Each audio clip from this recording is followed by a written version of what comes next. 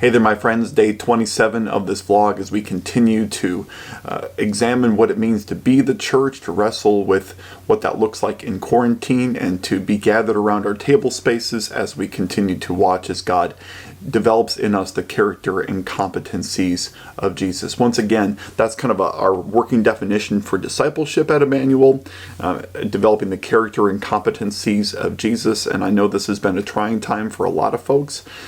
So I'm continue to pray that God uses His precious word to shape us into the people He needs us to be when all this is over.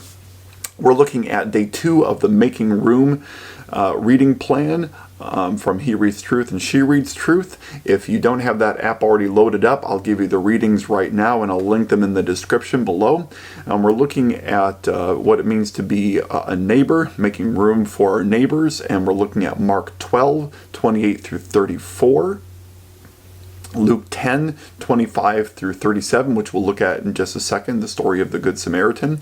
And we're also looking at Romans 13:8 through 10, and Galatians 6:2. So if you need some time to read that, or rewind this and get those references, or look at them in the description, you can do that right now. Pause and take the time to do that.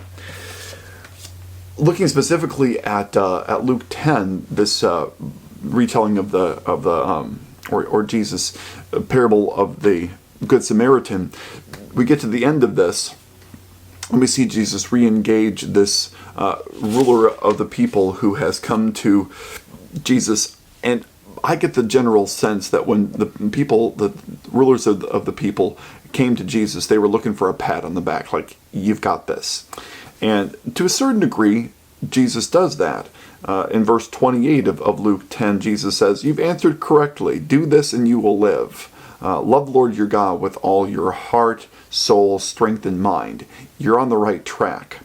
Love your neighbor as yourself is the second part of it. And so looking for another pat on the back, this ruler of the people kind of looks to push the envelope and says, "So who is my neighbor?" And he's looking for a good Jewish answer. But what does Jesus do? Like Jesus is kind of famous for doing, he subverts the man's expectations, and he turns this into a lesson on how to love the people who we may not consider as acceptable neighbors. And so at the end of this, Jesus asks another question, verses 36 and 37. Which of these three do you think proved to be a neighbor to the man who fell into the hands of the robbers? And the man says, "The one who showed mercy to him," he said. And Jesus told him, "Go and do the same." So again, Jesus is great at subverting expectations, and I think in the devotion that came along with the reading plan, He Reads Truth, She Reads Truth, the commentator was quick to point out that our neighbors don't necessarily need to be the people who live right around us, even though that's a pretty good working definition, and we generally do see those folks a little bit more often, and we'll talk about that in a moment with joining Jesus. But this man who falls into the hands of robbers, he finds a person who's not a person who lives next to him, not someone who has the same culture or the same religion, but he finds someone there who's a person of peace to him, who loves him even in the midst of all of those differences.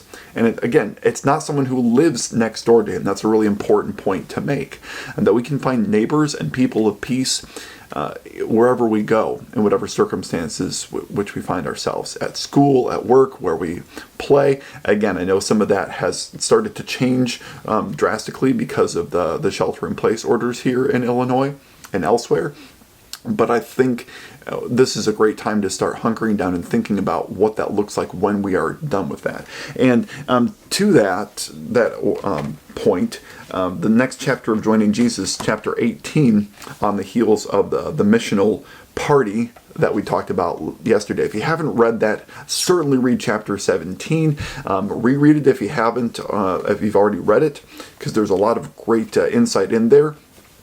And what will your story be? I couldn't have planned this better if I would have tried. That our reading would have been about the Good Samaritan, and thinking kind of starts with that.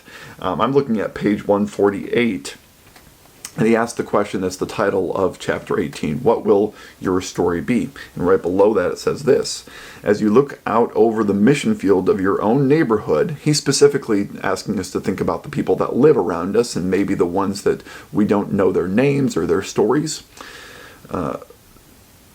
What is a simple, fun way for you to start neighboring, that process of loving your neighbors like Jesus? Maybe having a party is not for you. That's okay. Remember, the goal is not a party per se. It is creating opportunities for getting to know and starting to enjoy the neighbors God has put with you.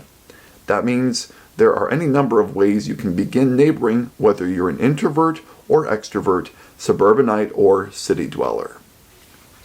And then he goes on to give several suggestions of how you might be able to do that intentionally or kind of in spontaneous ways. One of the things that Finke encourages us to do in this chapter is to go to Appendix 2 and make a map of your neighboring area and the people that live around you. And I was a little hesitant to do this, I'll admit that. But then I said, you know what, if I'm really going to take this to heart and start really thinking about the people that live around me and how I might be able to start interacting with them a little bit more once, especially the quarantine is lifted, but even now. So I braved it, and this is my map of our surrounding area. It's not very detailed right now, and I mean to put those fill those in as we go along, but it's certainly gotten me thinking about the people that live around me, how little I know about them, how well I do know some of them, but how I want to continue to engage with them after this is all lifted. So I would encourage you to do the same as you start to pray for your neighbors and ask Jesus to open up avenues for conversation and enjoying those people, maybe that you've lived with for a really long time or around for a really long time and don't know, or how God is calling you to minister to people that you've already gotten to know a little bit.